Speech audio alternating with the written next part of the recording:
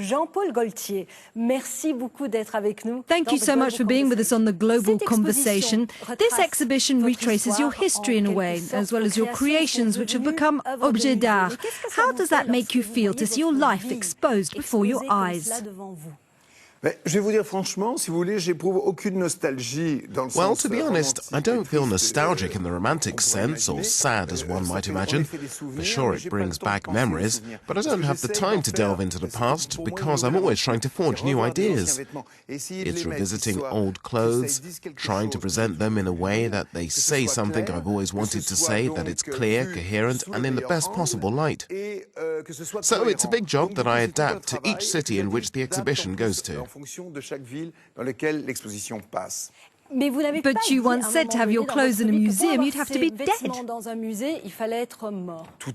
Absolutely. That's why I haven't tried to put on a museum exhibition, but rather an exhibition that's alive and energetic. That's why it was primordial for me to first meet the Montreal team which suggested this idea. I saw that they were a dynamic team and I asked them if I could have talking models, because we always say that models... Because their faces move and talk. Exactly. I saw a show called The Blind. It's a show produced by a Canadian, Denis Marlowe, which puts on stage monks who talk, male and nuns too. At the end, we can see it was not real, it was no more than a projection, a dream in other words. So maybe I can ask Denis Marlowe if he wants to create these projections for me and make the models talk, because they say they can't. They're beautiful and they must shut up, which is totally false. So they talk and they show that they can speak very well.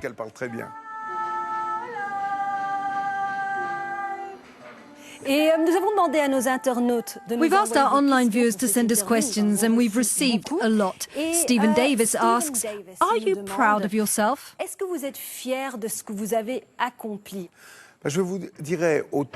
Well, I'd say I'm most proud of staying true to myself. When I was a little kid, I wanted to be a designer. I saw a film called Falbala that showed me the way. I wanted to do catwalk, fashion, but most of all, I wanted to do things like in the film. The models were like heroines. Before, when I was young, I lied when I couldn't do what I wanted because I wasn't really accepted because I played football badly. And then suddenly, by choosing this industry, I said to myself, I no longer need to lie because I'm living my dream. Well, let's go back to your childhood, because having a muse is important for you. Well, we can see here your first muse. I don't want to be rude, but she's not very pretty. I know what you're saying. How could you insult my bear? She's called Nana. Tell us more. Nana, I wanted to dress her. I wanted to have a doll, but my parents thought that wasn't the best thing for a boy. So I made breast implants for my bear. In other words, cardboard conical breasts. Les premiers first conical bra.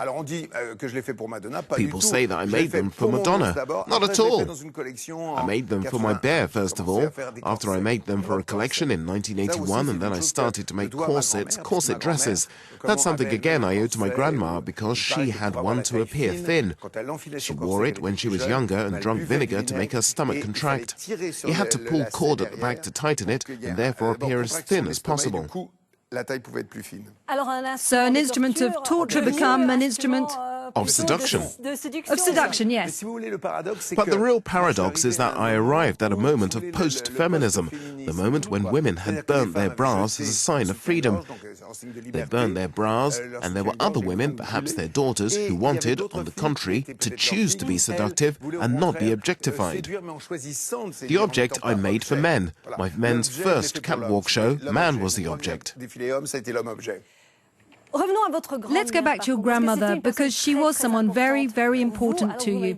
You told me through her you discovered the corset, but also couture and makeup, the world of women. What did you enjoy in all of that? Well, let's say I felt, first of all, I found girls at school much more interesting than boys. At the same age, they had other interests which were much closer to mine, and they made me discover lots of things compared to boys who only thought about playing football.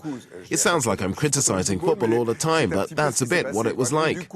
I was very happy and comfortable with girls, and my grandmother gave me total freedom. I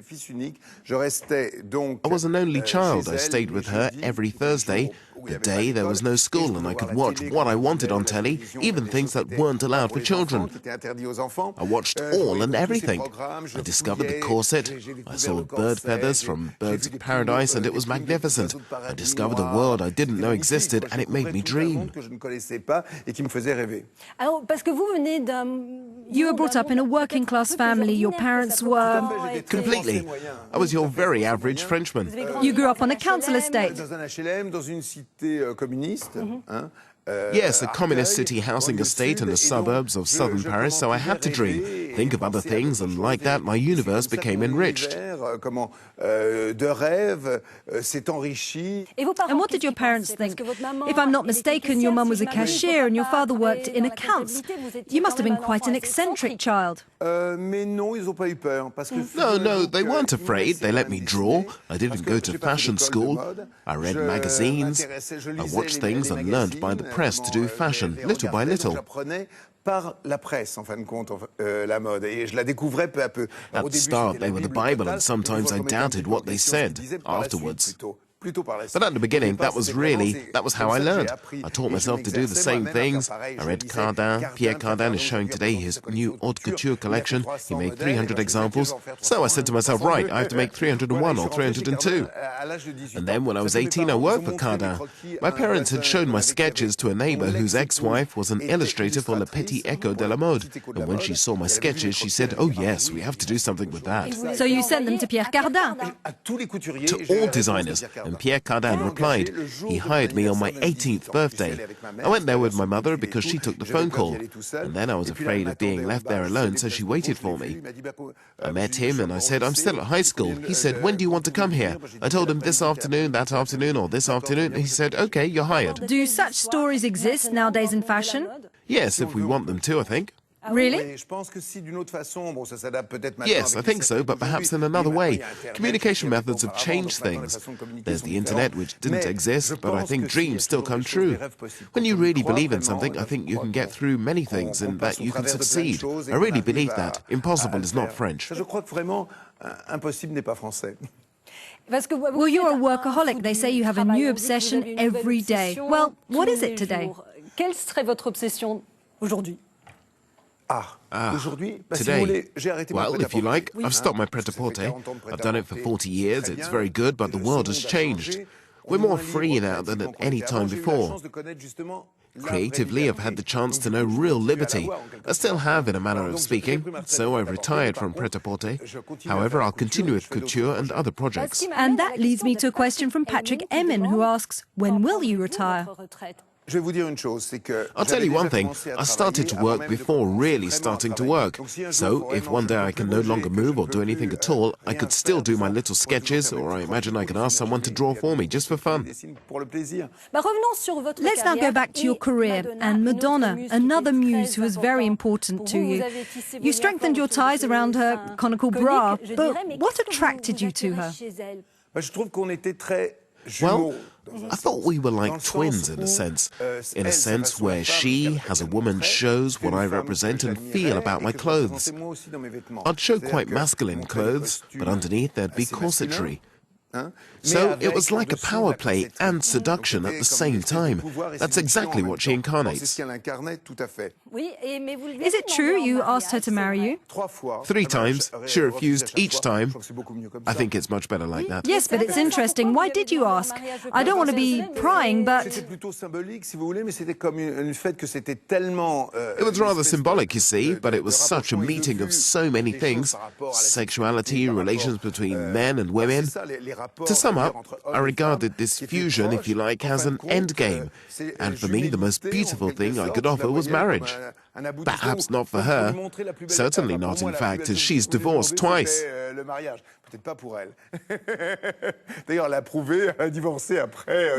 the question of sexuality, would it have been a platonic marriage? Well, I don't know really, because she was quite macho. But you know what? I love that. Anna Karen asks, well, who's your favourite model? Because you've talked about models. And who's your favourite actress who's worn your designs? Okay, my favorite actress, I'd say, is clearly Micheline Prel, as she pushed me into this industry after the film Falbala. Of course, there are muses like Catherine Deneuve, who's always represented the Parisian. You know, I think I admire people who have their own universe and who sometimes aren't exactly like the image we have of them. Catherine Deneuve, for example, is seen as cold and frosty, but in fact, if you know her well, she's open, curious about plenty of things. And I love people who are different. You also like imperfection. Yes, because what's imperfection? It's just another way of seeing things. Take Rosie de Palma, for example, with her nose and her amazing physique. She even describes herself as a living Picasso painting. I think there's not just one form of beauty, there are several, and that intelligence and beauty of the spirit emerge. You can see it in some people as they get older, they become more beautiful than when they were young. Because you also use models of a certain age. Of a certain age and weight too.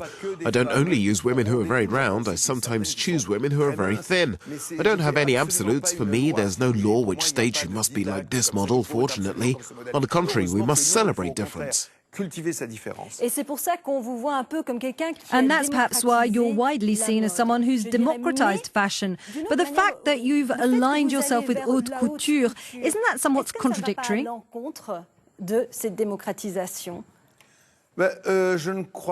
I don't think so. Haute couture is very expensive, but it allows us to be creative. Creativity can be a very restraining force, but creation also allows us to sell more things, accessories perhaps, or perfume. Or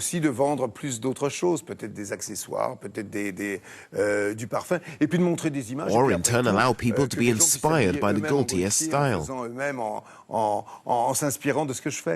You're going to have more time on your hands now, so what are you going to do?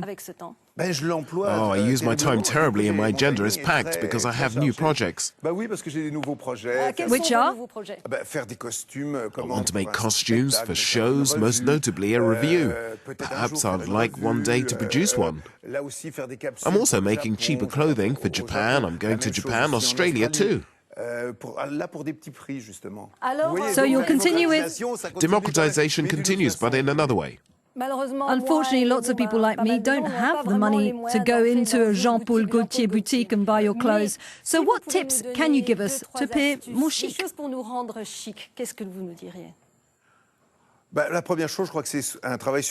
The first thing is to work on yourself. That means you have to accept yourself as you are. Look at yourself and make the most of things which are often considered as... don't put yourself down if you like. If you feel really bad about yourself and you want to change the colour of your hair or have a nose or mouth job, then do it if it makes you feel better.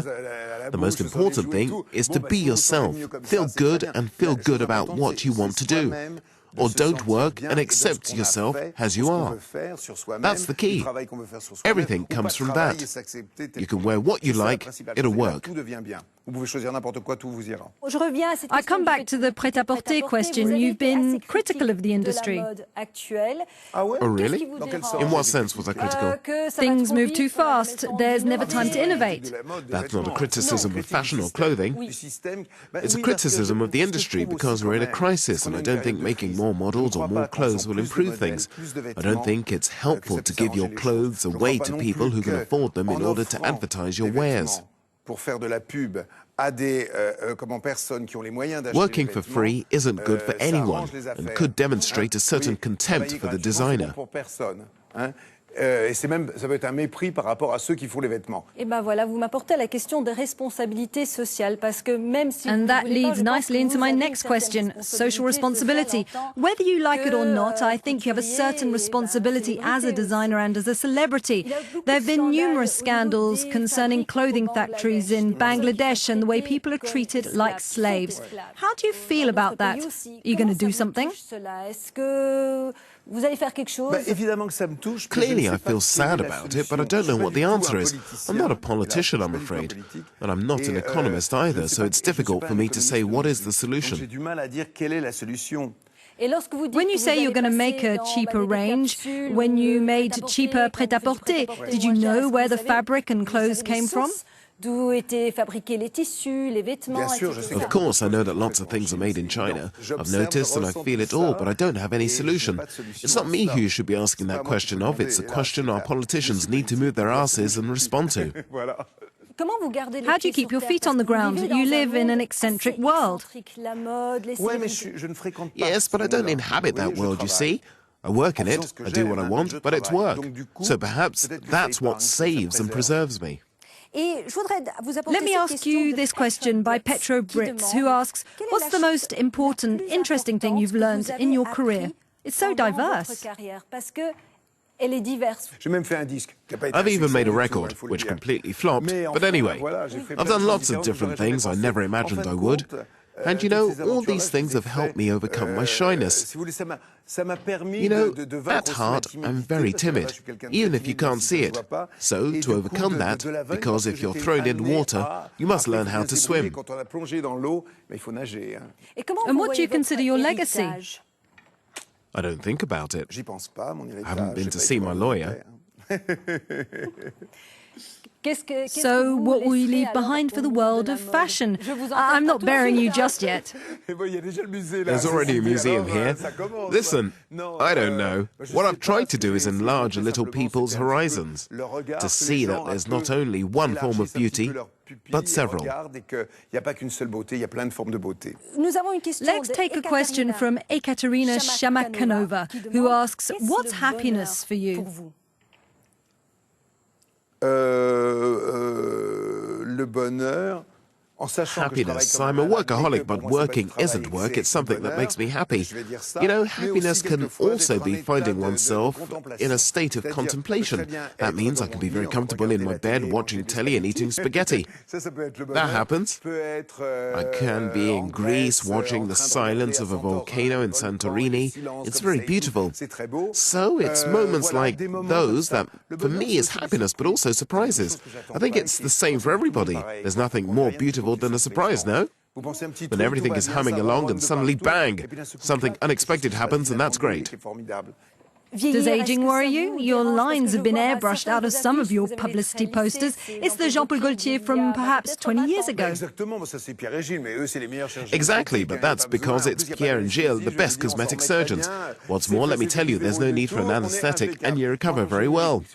They take care of everything and the result is impeccable. I was lucky to have an exceptional grandmother and I loved her enormously. For me, aging represents health, the joy of life, beauty too, and then love. So no, aging doesn't scare me. Is there a memory of your grandmother which you cherish when you're far from home, your friends and your family? Yes, and coming back to the issue of aging, my grandmother had white hair, very white, and it was very nice. She sometimes had a very light blue rinse to bring out the yellow tint. I wanted to do it, so I did. I was, I don't know, maybe 7 or 8, and I was dyeing her hair. In my head, I wanted her to have dark hair, so she'd appear younger, you see. At 7 or 8, I wanted that, so I left the product in her hair longer than necessary, thinking she'd have darker hair, but not at all. In fact, it turned her hair violet. Yes, I remember she was furious. I said, I don't know what happened, but in truth, it was me who said 30 minutes rather than 5 or 10.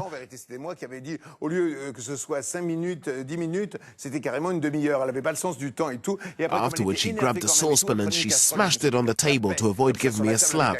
It was so lovely. What a wonderful memory, her smashing the saucepan with her violet hair. Laughter is important to you.